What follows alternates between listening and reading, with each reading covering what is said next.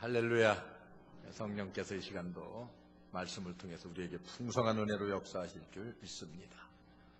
룻기서를 여러분과 함께 말씀을 통해서 은혜를 나누고 있는데, 여러분, 나오미라고 하는 한 여인의 하나님의 말씀을 어기고 불순종하고 믿음 없는 그런 삶을 통해서 그 가정이 끝이 없이 추락하고 그리고 만신창이가 되어버리는 그런 모습들을 우리가 1장을 통해서 보았습니다.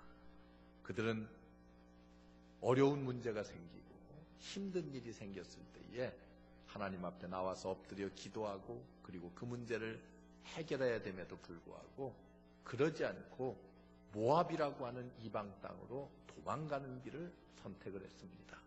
그들의 이런 잘못된 선택, 이렇게 잘못된 문제 해결의 방법을 통해서 피해보려고 했지만은 오히려 그 어려운 일들을 더욱더 악화시키는 그런 결과를 가져왔습니다. 그들은 어떻게 했습니까? 자신의 잘못을 숨기려 했고 하나님의 명령을 어겼습니다.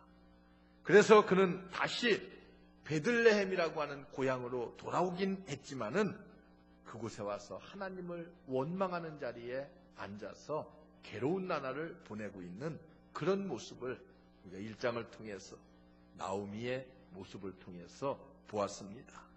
이런 나오미의 생애에 하나님께서 어떻게 개입하시어서 어떻게 이 가정을 회복시키시고 어떻게 이 가정을 축복하시는가. 여러분, 하나님은 때때로 다른 사람을 통해서 다른 사람이 개입함으로 말미암아서 가정을 회복시키기도 하고 또 축복해 주시기도 합니다.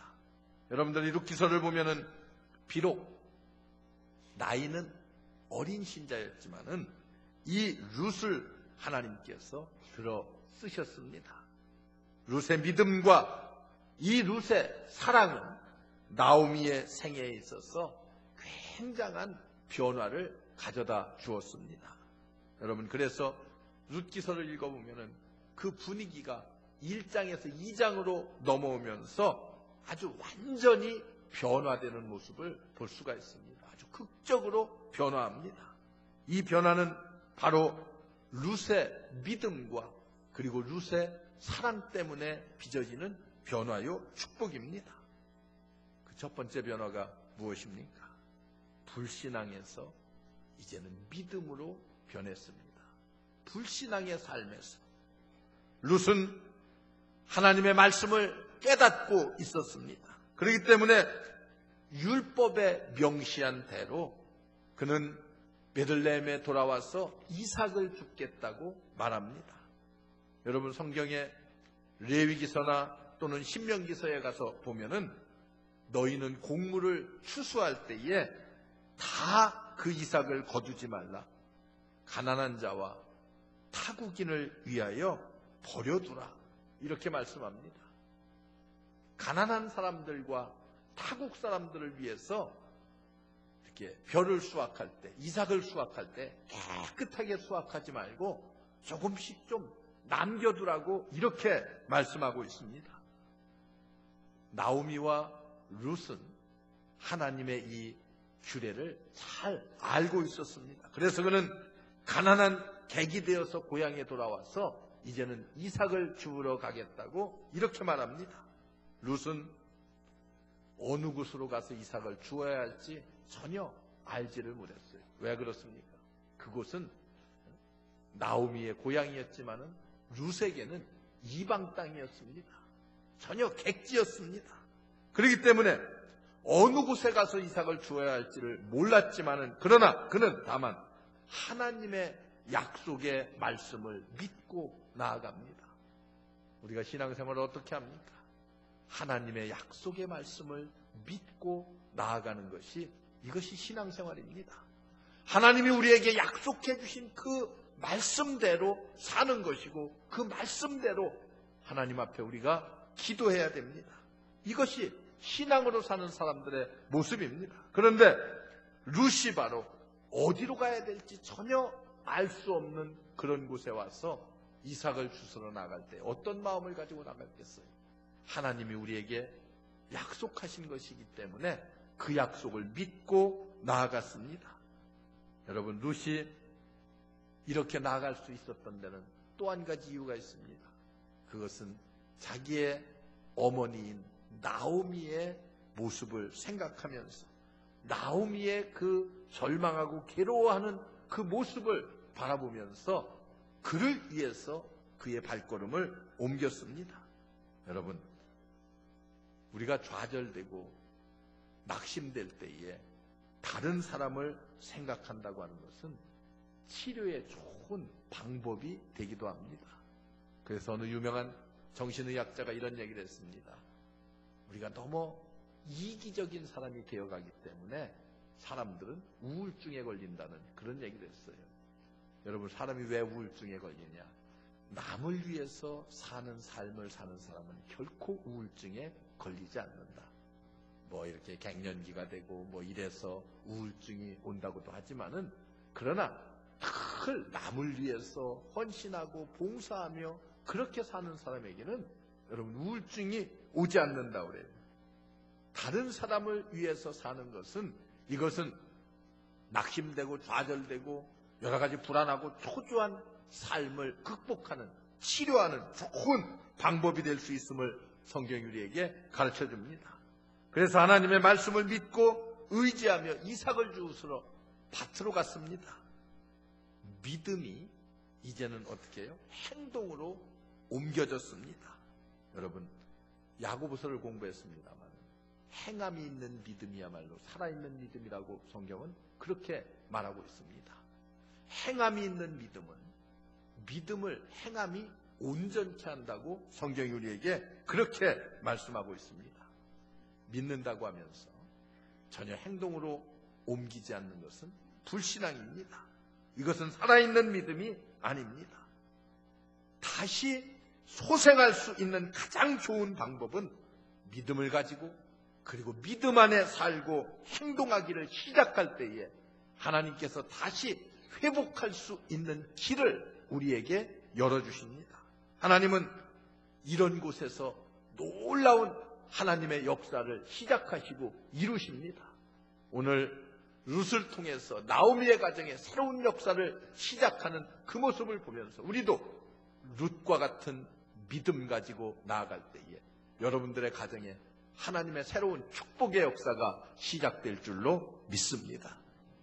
두 번째는 거역하는 삶에서 복종하는 삶으로 변했습니다.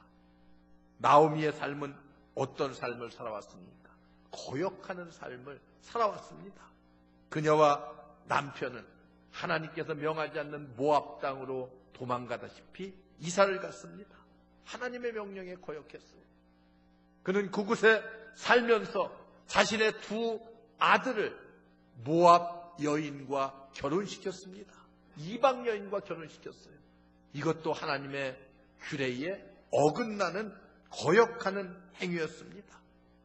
그리고 두 아들이 죽자 두 며느리 오르바와 룻을 친정집으로 되돌려보내려고 계획하고 생각했습니다.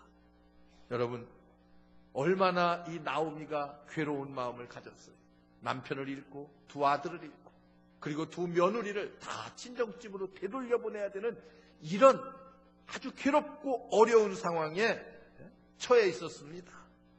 여러분, 세 과부가 있는데 어머니는 두 며느리를 이제 친정집으로 되돌려보내려고 하는 그 심정을 여러분 한번 생각만 해봐도 이해가 되지 않습니까? 거역은 하나님의 명령을 거슬린다고 하는 것은 항상 이런 고통을 불러들입니다. 그런데 여러분, 이와는 달리 이제 그의 며느리였던 룻은 어떤 삶을 삽니까? 헌신의 삶을 다짐합니다. 그래서 룻은 먼저 어머니에게 이렇게 말해요. 어머니, 제가 밭에 나가서 이삭을 좀 주울 수 있도록 허락해달라고 요청을 합니다. 그리고 그는 밭에 나가서도 아주 예의 바르게 겸손하게 추수하는 자들에게 가서 내가 이곳에서 이삭을 주울 수 있도록 좀 허락해달라고 요청을 하고 허락을 받고서 그들의 지시를 따라서 이삭을 줍습니다. 여러분, 룻은 나오미와 그리고 추수하는 책임자 보아스에게 허락을 받고 겸손히 허락을 받고 순종하는 자세를 가지고 나아갑니다. 하나님의 말씀에 순종하고 그리고 사람에게 순종하는 그런 자세와 모습. 이때에 보아스는 이방 여인인 룻에게 내 딸아 이렇게 칭하면서 그에게 친절히 대하고 그를 도와줍니다. 여러분, 룻이 하나님과 사람 앞에서 서로 순복할 때에 하나님은 이제 어떻게 하십니까? 그녀를 위해서 일하기를 시작하십니다. 여러분, 하나님이 우리가 하나님의 그 명령에 순복할 때에 하나님은 우리를 도와주시기 시작하고 그리고 하나님은 우리를 축복하기 시작합니다. 그래서 보아스는 룻에게 충분히 시몬님과 더불어서 먹을 것을 얻도록 그렇게 제공해주고 있습니다. 여러분, 이것은 우연이 아닙니다.